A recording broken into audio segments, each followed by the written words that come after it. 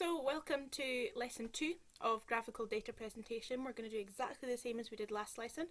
And for two different techniques, what we're going to collect in your notes is the name of the technique, a description of what it is and how it's used, two examples of where it could be used in a geographical study. So I might not necessarily give you ones, you might want to think particularly about something that you're interested in, advantages and disadvantages of the different techniques, a worked example of how to use it correctly, and a completed activity where you've demonstrated what you've learned that we will use in class to base our discussions in the time that you get in class.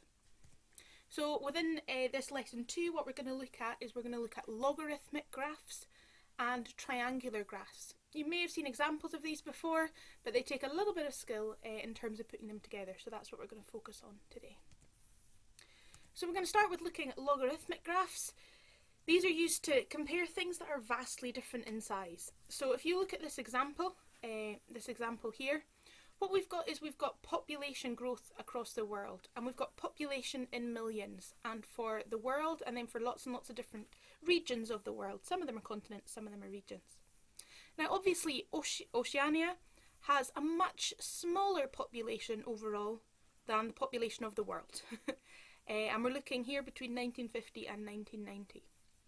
So if you were to plot this on a normal graph, you would have loads and loads and loads of lines right at the bottom, and then you'd have huge big spaces before you got the bigger ones. Now clearly here the world is still out on its own, but it's reduced the amount of this, reduced the overall size of this graph by quite a lot. And it also means that we can still pick out tiny differences here of a few million, whereas up in here a few million plotted on this thousandth scale would just disappear and it would just be one big mess of lines. So this is making it much clearer to be able to see the differences and just making our whole graph easier to interpret but also easier to draw, because if you imagine trying to draw on 1,000 scale something that's a couple of million apart, you're going to really struggle with that. So you get a special graph paper for this, which you should have a copy of a couple of sheets of. Which gives more space to the smaller values and reduces the amount of space for larger values, which, as we say, means that we can see it much clearer. On the scale there are cycles of values, so they tend to be equal, so we've got a cycle from 10 to 100, then 100 to 1,000, then 1,000 upwards, for example. And each cycle usually increases by a larger amount to the power of 10, so this could be sort of 2 to 20 and then 20 to 400, and then increase again. But in this one we're looking particularly at 10 values. Common geographical uses, so as I've shown you in this example, we've got population data, also things to do with development indicators, maybe those that aren't percentages, to be able to show the differences between them.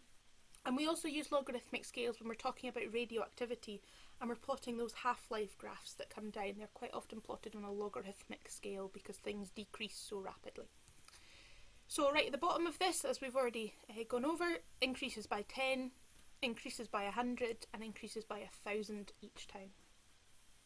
This is your worked example, so grab a copy of this, draw a quick sketch of what it might look like, add those few little labels on the side to add to your notes on this.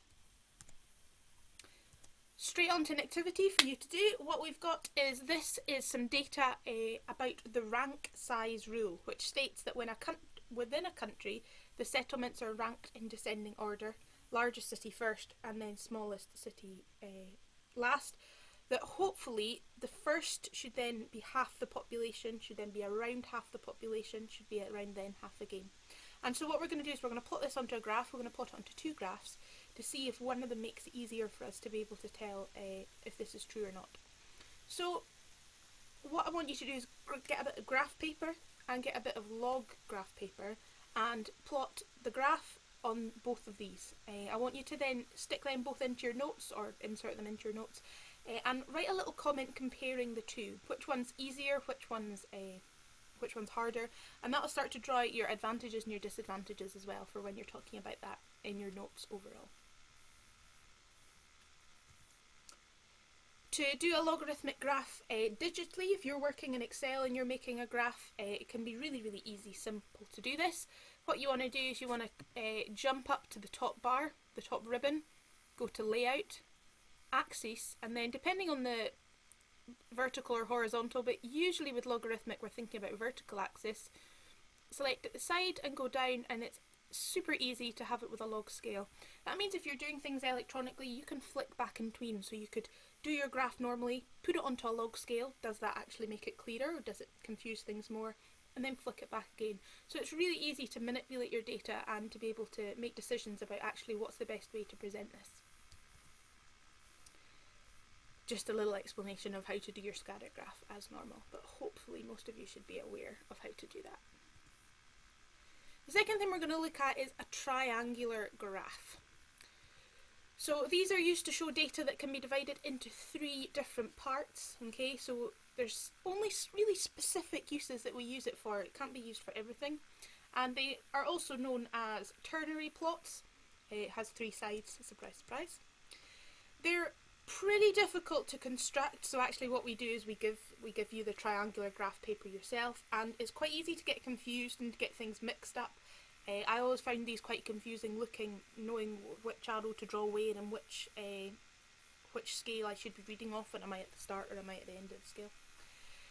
The main advantage is that it allows a large amount of data to be shown on one diagram, and it means that we can group things and we can see patterns really easily, so they are worth investing in and worth doing. We use these really commonly for classifying soil and classifying rocks into different types. We use it for employment, housing, and so these 3 things on the side, for example, these are the 3 different scales at the side. We look at this example one, let's go back. If we look at this example one, we've got this scale, which is the percentage of clay, and if something is plotted down at this point, it means that it's going to have very little clay, and then it increases as we go up. Silt goes the opposite way, which I always find confusing.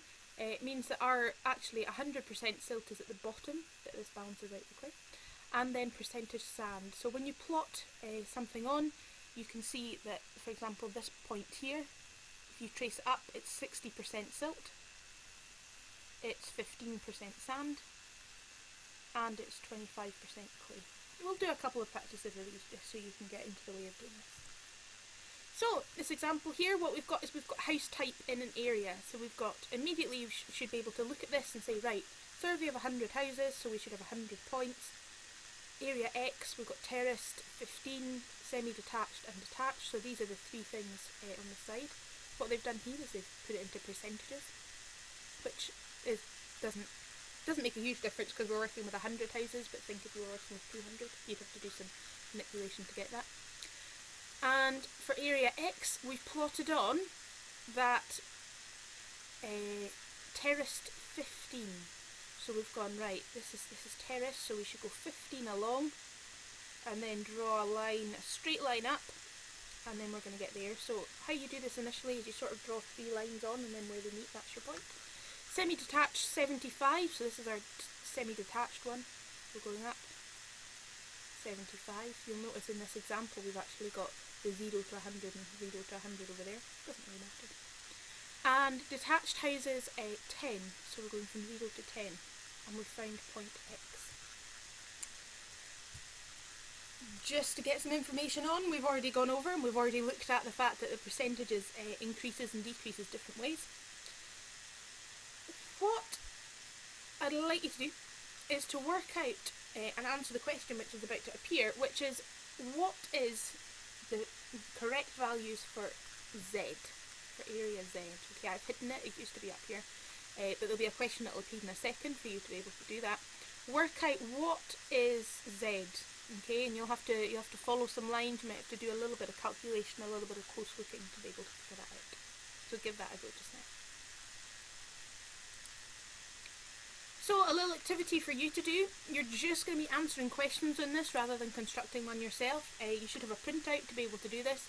You might need to use some of your knowledge from biosphere, from soils, what you did last year, to help you answer some of the later questions within this. And that's us done. Nice short lesson. What you should have in your notes for this is you should have the name of the techniques, so the name of the 2 that we've looked at, a description of what they are and how they are used, Two examples of where that could be used in a geographical study, might be a more specific example than I've given. Advantages and disadvantages, which you probably have to have thought about, but we've talked about a couple of things. A worked example of how to use it correctly. And a completed activity which you'll bring into class, and that was the triangular graph on the triangular graph paper, and then your logarithmic, where you've got the two different graphs, one logarithmic, one normal, linear scale, and a little bit comparing the both of them. And we have covered logarithmic and triangular graphs.